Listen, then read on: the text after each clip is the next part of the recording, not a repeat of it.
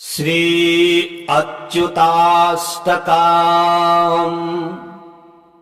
अच्युतं केशवं राम नारायणं कृष्ण दामोदरं वासुदेवं हरिं श्रीधरं माधवं गोपिकावल्लभं जानकी नायकं रामचन्द्रं भजे। अच्युतं केशवं सत्यभामाधवं माधवं श्रीधरं राधिकाराधितम् इन्दिरामन्दिरं चेतसा सुन्दरं देवकी नन्दनं नन्दजं सन्दधे। विष्णवे जिष्णवे साङ्खिने चक्रिणे रुक्मणी रागिने जानकी जानये। वल्लवी वल्लभायार्चितायात्मने कंस विध्वंसिने वंशिने ते नमः। कृष्ण गोविन्द हे राम नारायण श्रीपते वासुदेवा जित श्रीनिधे।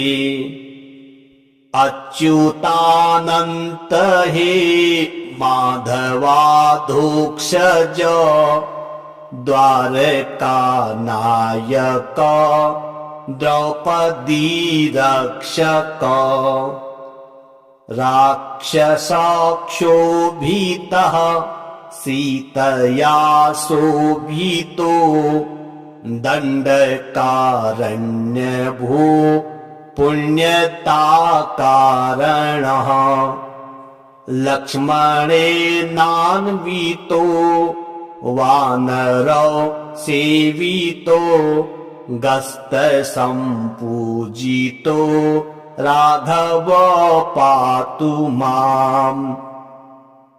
धेनुकारिष्टकानिष्टकृद्वेषिः केशिहा कंस हृद्वंसिकावादकः पूतना कोपकः सूरजाखेलनो बालगोपालकः पातु मां सर्वदा। विद्युदुद्योतव्रत् प्रस्फुरद्वाससं प्रावृडम्भोदवत् प्रोलसद्विग्रहम्। वन्यया मालया शोभितो रहस्थलं लोहिताङ्घ्रिद्वयं वारिजाक्षं भजे। कुञ्चितैः कुन्तलैर्भ्राजमानाननं रत्नमौलिं लसत् कुण्डलं गण्डयोः। हारकेयूरकं कङ्कणप्रोज्ज्वलं किङ्किणी मञ्जुलं श्यामलम्। अच्युतस्याष्टकं यः पठेदिष्टदं प्रेमतः प्रत्यहं पुरुषः सस्पृहम्। वृत्ततः सुन्दरं कर्तृविश्वम्भरस् तस्य वश्यो हरिर्जायते सत्वरम्। अच्युतं केशवं राम नारायणं कृष्ण दामोदरं वासुदेवं हरिं श्रीधरं माधवं गोपिकावल्लभं जानकीनायकं रामचन्द्रं भजे। अच्युतं केशवं सत्यभामाधवं माधवं श्रीधरं राधिकाराधितम्। इन्दिरामन्दिरं चेतसा सुन्दरं देवकीनन्दनं नन्दजं सन्दधे। विष्णवे जिष्णवे साङ्खिने चक्रिणे रुक्मणी रागिने जानकी जानये। वल्लवी वल्लभायार्चितायात्मने कंस विध्वंसिने वंशिने ते नमः। कृष्ण गोविन्द हे राम नारायण श्रीपते वासुदेवा जित श्रीनिधे। अच्युतानन्त हे माधवाधोक्षज द्वारकानायक द्रौपदी रक्षक। राक्षसक्षोभितः सीतया शोभितो दण्डकारण्यभो पुण्यताकारणः। लक्ष्मणेनान्वितो वानरौ सेवितो गस्तसम्पूजितो राघव पातु माम्। धेनुकारिष्टकानिष्टकृद्वेषिः केशिः कंसहृद्वंशिकावादकः। पूतना कोपकः सूरजाखेलनो बालगोपालकः पातु मां सर्वदा। विद्युदुद्योतव्रत् प्रस्फुरद्वाससं प्रावृडम्भोदवत् प्रोलसद्विग्रहम्। वन्यया मालया शोभितो रहस्थलं लोहिताङ्घ्रिद्वयं वारिजाक्षं भजे। कुञ्चितैः कुन्तलैर्भ्राजमानाननं रत्नमौलिं लसत् कुण्डलं गण्डयोः। हारकेयूरकं कङ्कणप्रोज्ज्वलं किङ्किणी मञ्जुलं श्यामलम्। अच्युतस्याष्टकं यः पठेदिष्टदं प्रेमतः प्रत्यहं पुरुषः सस्पृहम्। वृत्ततः सुन्दरं कर्तृविश्वम्भरस् तस्य वश्यो हरिर्जायते सत्वरम्। अच्युतं केशवं राम नारायणं कृष्ण दामोदरं वासुदेवं हरिं। श्रीधरं माधवं गोपिकावल्लभं जानकीनायकं रामचन्द्रं भजे। अच्युतं केशवं सत् सत्यभामाधवम् माधवम् श्रीधरम् राधिकाराधितम् इन्दिरामन्दिरम्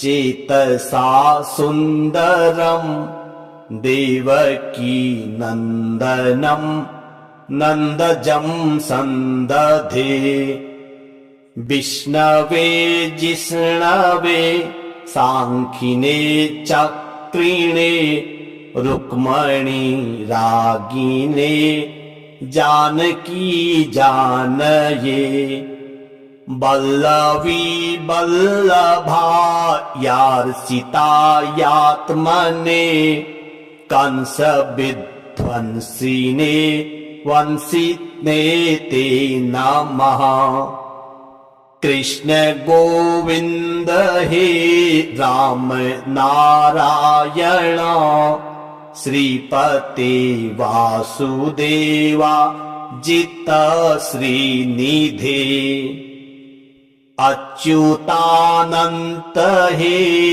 माधवाधोक्षज द्वारकानायक द्रौपदी रक्षक राक्षसक्षोभितः सीतया शोभितो दण्डकारण्यभो पुण्यताकारणः लक्ष्मणेनान्वितो वानरौ सेवितो गस्तसम्पूजितो राघव पातु माम् धेनुकारिष्टकानिष्टकृद्वेषिः केशिहा कंसहृद्वंशिकावादकः पूतना कोपकः सूरजाखेलनो बालगोपालकः पातु मां सर्वदा विद्युदुद्योतव्रत् प्रस्फुरद्वाससं प्रावृडम्भोदवत् प्रोलसद्विग्रहम् वन्यया मालया शोभितो रहस्थलम् लोहिताङ्घ्रिद्वयम् वारिजाक्षं भजे कुञ्चितैः कुन्तलैर्भ्राजमानाननम् रत्नमौलिं लसत् कुण्डलं गण्डयोः हारकेयूरकं कङ्कणप्रोज्ज्वलं किङ्किणी मञ्जुलं श्यामलम् अच्युतस्याष्टकं यः पठेदिष्टदं प्रेमतः प्रत्यहं पुरुषः सस्पृहम् वृत्ततः सुन्दरं कर्तृविश्वम्भरस्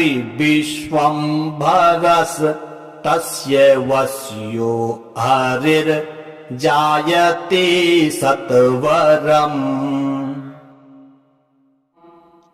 अच्युतं केशवं राम नारायणं कृष्ण दामोदरं वासुदेवं हरिं श्रीधरं माधवं गोपिकावल्लभं जानकीनायकं रामचन्द्रं भजे अच्युतं केशवं सत्यभामाधवं माधवं श्रीधरं राधिकाराधितम् इन्दिरामन्दिरं चेतसा सुन्दरं देवकी नन्दनं नन्दजं सन्दधे विष्णवे जिष्णवे सांख्यिने चक्रिणे रुक्मणी रागिने जानकी जानये वल्लवी वल्लभायार्चितायात्मने कंस विध्वंसिने वंशिने ते नमः कृष्ण गोविंद हे राम नारायण श्रीपते वासुदेवा जित श्रीनिधे अच्युतानंत हे माधवाधोक्षज द्वारका नायक द्रौपदी रक्षक राक्षसक्षोभितः सीतया शोभितो दण्डकारण्यभू पुण्यताकारणः लक्ष्मणेनान्वितो वानरो सेवितो गस्तसम्पूजितो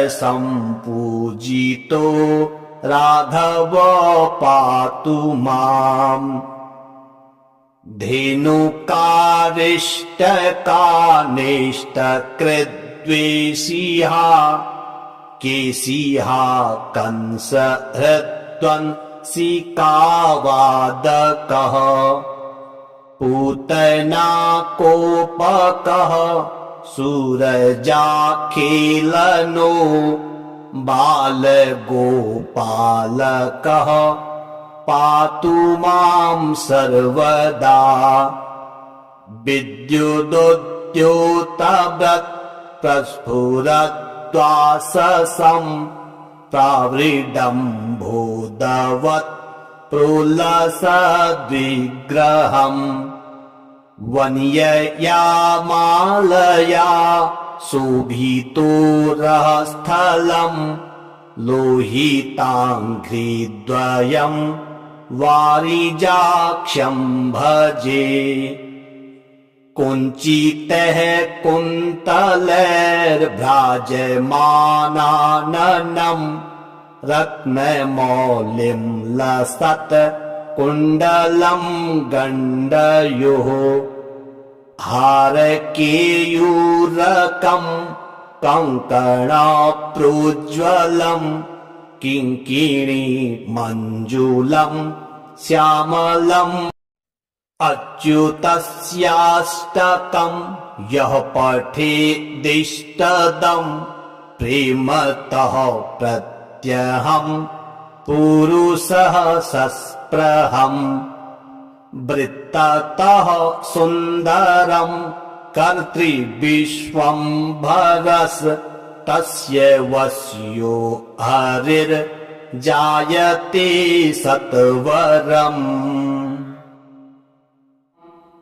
अच्युतं केशवं राम नारायणं कृष्ण दामोदरं वासुदेवं हरिं श्रीधरं माधवं गोपिकावल्लभं जानकीनायकं रामचन्द्रं भजे अच्युतं केशवं सत्यभामाधवं माधवं श्रीधरं राधिकाराधितम् इन्दिरामन्दिरं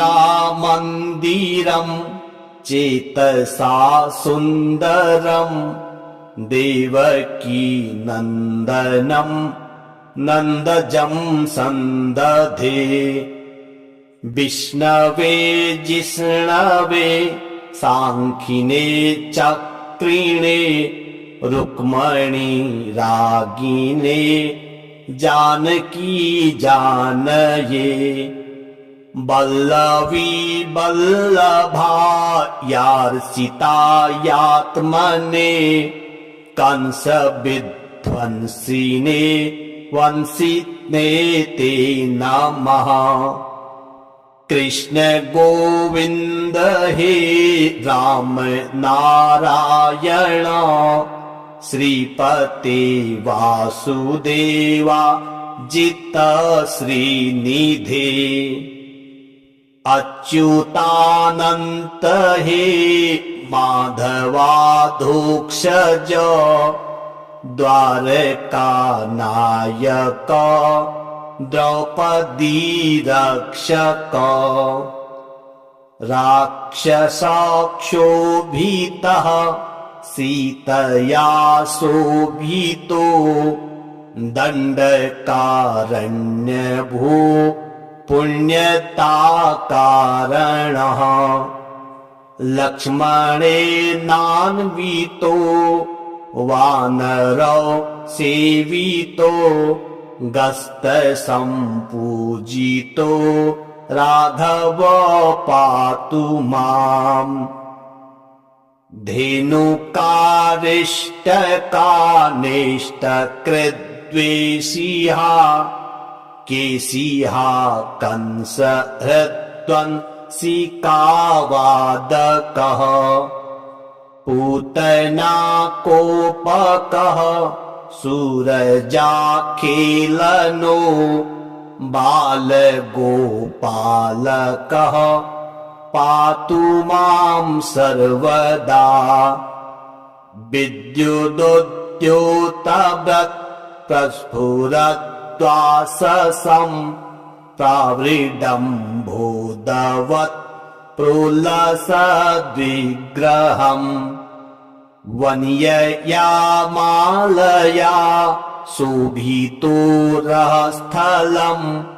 लोहिताङ्घ्रिद्वयम् वारिजाक्षं भजे।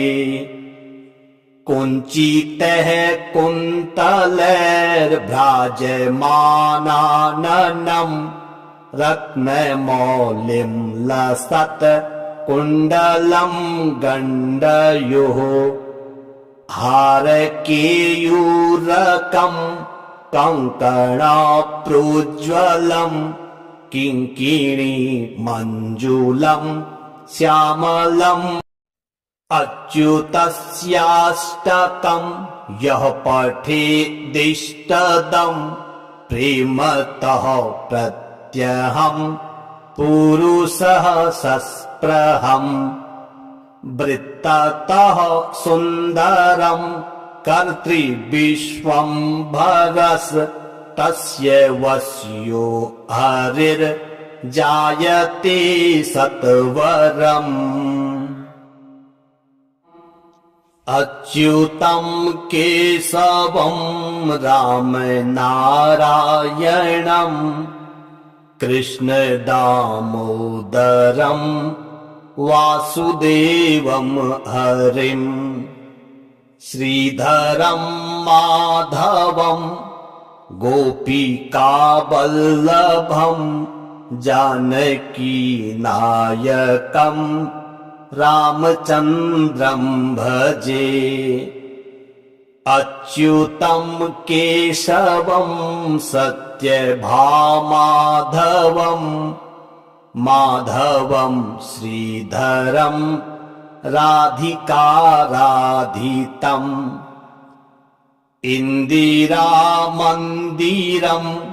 चेतसा सुन्दरं देवकी नन्दनं नन्दजं सन्दधे। विष्णवे जिष्णवे सांख्यिने चक्रिणे रुक्मणी रागिने जानकी जानये वल्लवी वल्लभायार्चितायात्मने कंस विध्वंसिने वंशिने ते नमः। कृष्ण गोविंद हे राम नारायण श्रीपते वासुदेवा जित श्रीनिधे अच्युतानंत हे माधवाधोक्षज द्वारका नायक द्रौपदी रक्षक राक्षसक्षोभितः सीतया शोभितो दण्डकारण्यभू पुण्यताकारणः लक्ष्मणेनान्वितो वानरौ सेवितो गस्तसम्पूजितो राघव पातु माम् धेनुकारिष्टकानिष्टकृद्वेषिहा केशिहा कंसहृद्वंसिकावादकः पूतना कोपकः सूरजाखेलनो बालगोपालकः पातु मां सर्वदा विद्युदुद्योतव्रत् प्रस्फुरद्वाससं प्रावृडम्भोदवत् प्रोलसद्विग्रहम् वन्यया मालया शोभितोरस्थलम् लोहिताङ्घ्रिद्वयम् वारिजाक्षं भजे कुञ्चितैः कुन्तलैर्भ्राजमानाननं रत्नमौलिं लसत् कुण्डलं गण्डयोः हारकेयूरकं कङ्कणप्रोज्ज्वलं किङ्किणी मञ्जुलं श्यामलम् अच्युतस्याष्टकं यः पठेदिष्टदं प्रेमतः प्रत्यहं पुरुषः सस्पृहम् वृत्ततः सुन्दरं कर्तृविश्वम्भरस् तस्य वश्यो हरिर्जायते सत्वरम् अच्युतं केशवं राम नारायणं कृष्ण दामोदरं वासुदेवं हरिं श्रीधरं माधवं गोपिकावल्लभं जानकीनायकं रामचन्द्रं भजे अच्युतं केशवं सत्यभामाधवं माधवं श्रीधरं राधिकाराधितम् इन्दिरामन्दिरं चेतसा सुन्दरं देवकी नन्दनं नन्दजं सन्दधे विष्णवे जिष्णवे सांखिने चक्रिणे रुक्मणी रागिने जानकी जानये वल्लवी वल्लभायार्चितायात्मने कंस विध्वंसिने वंसिने ते नमः कृष्ण गोविंद हे राम नारायण श्रीपते वासुदेवा जित श्रीनिधे अच्युतानंत हे माधवाधोक्षज द्वारकानायक द्रौपदी रक्षक राक्षसाक्षोभितः सीतया शोभितो दण्डकारण्यभू पुण्यताकारणः लक्ष्मणेनान्वितो वानरौ सेवितो गस्तसम्पूजितो राघव पातु माम् धेनुकारिष्टकानिष्टकृद्वेषिहा केशिहा कंसहृद्वंसिकावादकः पूतना कोपकः सूरजाखेलनो बालगोपालकः पातु मां सर्वदा विद्युदुद्योतव्रत् प्रस्फुरद्वाससं प्रावृडम्भोदवत् प्रोलसद्विग्रहम्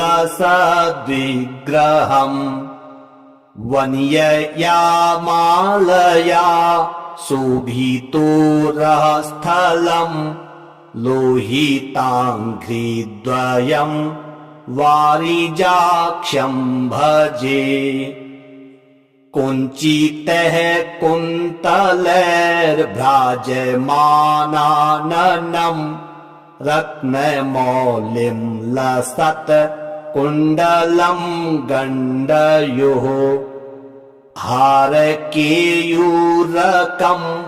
कङ्कणाप्रोज्ज्वलं किङ्किणी मञ्जुलं श्यामलम् अच्युतस्याष्टकं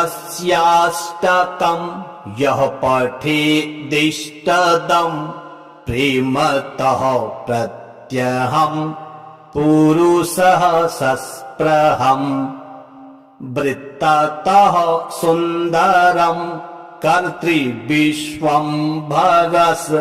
तस्य वश्यो हरिर्जायते सत्वरम् अच्युतं केशवं रामनारायणं कृष्णदामोदरं वासुदेवं हरिं श्रीधरं माधवं गोपिकावल्लभं जानकीनायकं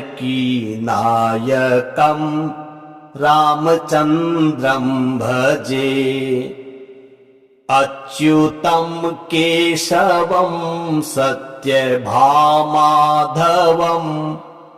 माधवं श्रीधरं राधिकाराधितम् इन्दिरामन्दिरं चेतसा सुन्दरं देवकी नन्दनं नन्दजं सन्दधे विष्णवे जिष्णवे साङ्खिने चक्रिणे रुक्मणी रागिने जानकी जानये वल्लवी वल्लभायार्चितायात्मने कंस विध्वंसिने वंसिने ते नमः कृष्ण गोविंद हे राम नारायण श्रीपते वासुदेवा जित श्रीनिधे अच्युतानंत हे माधवाधोक्षज द्वारकानायक द्रौपदी रक्षक राक्षसाक्षोभितः सीतया शोभितो दण्डकारण्यभू पुण्यताकारणः लक्ष्मणेनान्वितो वानरो सेवितो गस्तसम्पूजितो राघव पातु माम् धेनुकारिष्टकानिष्टकृद्वेषिः केशिः कंसहृद्वंसिकावादकः पूतना कोपकः सूरजाखेलनो बालगोपालकः पातु मां सर्वदा विद्युदुद्योतव्रत् प्रस्फुरद्वाससं प्रावृडम्भोदवत् प्रोलसद्विग्रहम् वन्यया मालया शोभितोरस्थलम् लोहिताङ्घ्रिद्वयम् वारिजाक्षं भजे कुञ्चितैः कुन्तलैर्भ्राजमानाननम् रत्नमौलिं लसत् कुण्डलं गण्डयोः हारकेयूरकं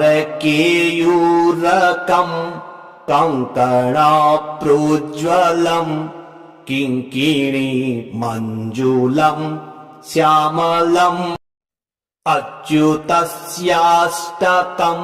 यः पठेदिष्टदं प्रेमतः प्रत्यहं पुरुषः सस्पृहम् वृत्ततः सुन्दरं कर्तृविश्वम्भरस् तस्य वश्यो हरिर्जायते सत्वरम् अच्युतं केशवं रामनारायणं कृष्णदामोदरं वासुदेवं हरिं श्रीधरं माधवं गोपिकावल्लभं जानकीनायकं रामचन्द्रं भजे अच्युतं केशवं सत्यभामाधवं माधवं श्रीधरं राधिकाराधितम् इन्दिरामन्दिरं चेतसा सुन्दरं देवकीनन्दनं नन्दजं सन्दधे विष्णवे जिष्णवे साङ्खिने चक्रिणे रुक्मणी रागिने जानकी जानये वल्लवी वल्लभायार्चितायात्मने कंसविध्वंसिने वंसिने ते नमः कृष्ण गोविन्द हे राम नारायण श्रीपते वासुदेवा जित श्रीनिधे अच्युतानन्त हे माधवाधोक्षज द्वारकानायक द्रौपदी रक्षक राक्षसक्षोभितः सीतया शोभितो दण्डकारण्यभू पुण्यताकारणः लक्ष्मणेनान्वितो वानरो सेवितो गस्तसम्पूजितो राघव पातु माम्। धेनुकारिष्टकानिष्टकृद्वेषिः केशिः कंसहृद्वंशिकावादकः पूतना कोपकः सूरजाखेलनो बालगोपालकः पातु मां सर्वदा। विद्युदुद्योतव्रत् प्रस्फुरद्वाससं प्रावृडम्भोदवत् प्रोलसद्विग्रहम् वन्यया मालया शोभितोरस्थलम् लोहिताङ्घ्रिद्वयम् वारिजाक्षं भजे। कुञ्चितैः कुन्तलैर्भ्राजमानाननम् रत्नमौलिं लसत् कुण्डलं गण्डयोः हारकेयूरकम्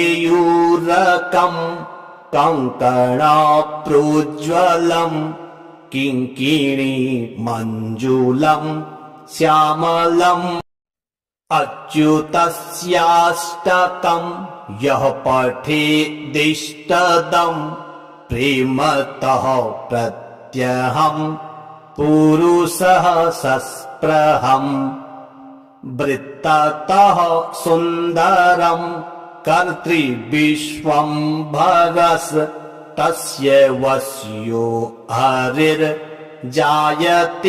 सत्वरम्। अच्युतं केशवं रामनारायणं कृष्णदामोदरं वासुदेवं हरिं श्रीधरं माधवं गोपिकावल्लभं जानकीनायकं रामचन्द्रं भजे। अच्युतं केशवं सत्यभामाधवं माधवं श्रीधरं राधिकाराधितम् इन्दिरामन्दिरं चेतसा सुन्दरं देवकी नन्दनं नन्दजं सन्दधे। विष्णवे जिष्णवे सांखिने चक्रिणे रुक्मणी रागिने जानकी जानये। वल्लवी वल्लभायार्चितायात्मने कंसविध्वंसिने वंशिने ते नमः।